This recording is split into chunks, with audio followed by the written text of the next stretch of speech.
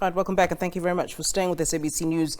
Today marks the second anniversary of the January 6th attack on the Capitol in the United States. U.S. President Joe Biden is set to give a speech at the White House to mark the anniversary.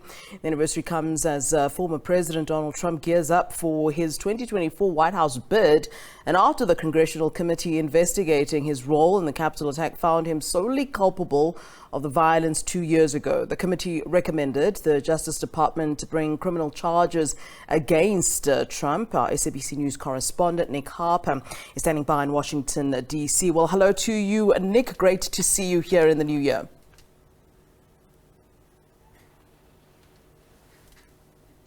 Morning, Flo. All right, let's start here, Nick. I mean, how is the U.S. marking the day? I mean, we do understand, of course, that there will be a speech by the incumbent, President Biden. But apart from that, how is this day being sort of, I suppose, commemorated in the U.S.?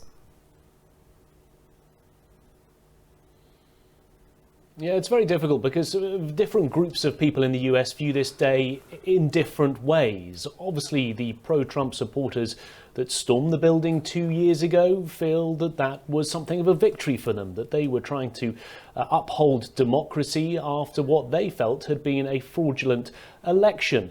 However, there are large swaths of the population, including the Democrats, the Biden administration, who view what happened 2 years ago as essentially an insurrection, a group of angry rioters mobbing the Capitol building and trying to uphold democracy by preventing the official certification of Joe Biden's election win in 2020. So there are mixed feelings undoubtedly going into this day. We know that President Biden will be giving a speech in about 5-6 hours time from now, and he will likely draw the distinction between his own Democratic Party and those hardcore Republicans who still hold those anti-democracy views. We also know that he will be giving out 12 special medals. These are presidential citizens medals. They're some of the highest orders that can be given to citizens in the United States, and they will go to people within individual states who upheld democracy after those fraudulent claims of a rigged election by Donald Trump and his supporters, and also medals for some of the Capitol police officers who were there on the day trying to hold back the rioters and also steering them away from the lawmakers who were inside the chambers on Capitol Hill. There is also the potential of protests up at the Capitol later. Law enforcement officials have been saying that they have been seeing and hearing chatter online in various chat rooms that people may be trying to converge on the Capitol, not in their thousands as we saw 2 years ago, but potentially in their hundreds. Whether those come to pass, we'll have to wait and see. But potentially we could see some protests up at the Capitol as the day unfolds. And I want to stick to former President Donald Trump. I mean, what this day, what this anniversary means, for the former president, given the fact that, given the fact that there's been a committee recommendation that, the Justice Department bring criminal charges against the former President Trump. And also I'm hearing about a family bringing a private case against the former president as one of their relatives died on the day. So a lot going on when we're talking about former President Donald Trump. Undoubtedly, and bear in mind that he does not think that he lost that election just over 2 years ago. He thinks that there was fraud, that it was rigged.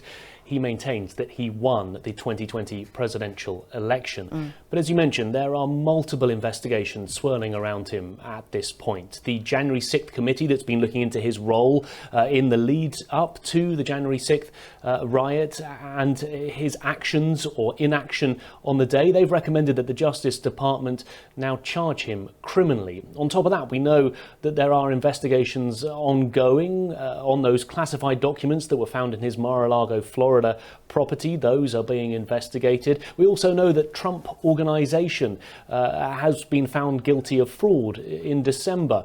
They were found guilty of irregular accounting practices and fraud with giving big bonuses and various perks to their top executives. Now, Donald Trump himself was not implicated in that, but of course that company is his. It bears his name. And like you mentioned, that private case as well that's been brought against him. So there are many obstacles standing in his way, but he is still pushing ahead with that bid to win the White House again. He is the only, at this stage, Republican candidate so far that has said that they want to challenge Joe Biden for the presidency in a couple of years' time. He has many supporters across the country. There is still a lot of love out there for him within the Republican ranks. But there are already suggestions, especially with all these investigations underway, that potentially some of the Republican Party may be moving away from him and that incredible influence that he has held over the party for the last 5 or 6 years. And very briefly, I want to talk about what's going on in the background as well. I mean, this is also taking place while one would say chaos is continuing in the House of Representatives, which is no nearer to electing a speaker, which I understand means that no official business can be done. Are we expecting any sort of breakthrough today? I mean, I was watching what was going on in there, and they kept saying, look, we don't have an elected speaker at this point. Yeah, it's quite incredible. Like you say, no business can be done. The new members of the House of Representatives can't even be sworn in. Effectively, Congress is paralysed. We've had 3 days and 11 rounds of voting. We're now into our 4th day and expecting a 12th round of voting when the House is back in session in about 3.5 hours' time. Kevin McCarthy, the Republican candidate, hasn't been able to win over this group of about 20 hardline conservative Republicans within his party. They have said that they will not back him. Now, late last night, we saw some backroom deals being done. Reportedly, a deal has been struck that some of those hardliners are willing to get on board with, but perhaps not all of them. He has a very slim majority and really needs to win over nearly the whole of that group of 20 if he's going to get the speaker role. We'll see what unfolds in the coming hours, but we are expecting another round of voting, the 12th round of voting, when things get underway in a few hours' time.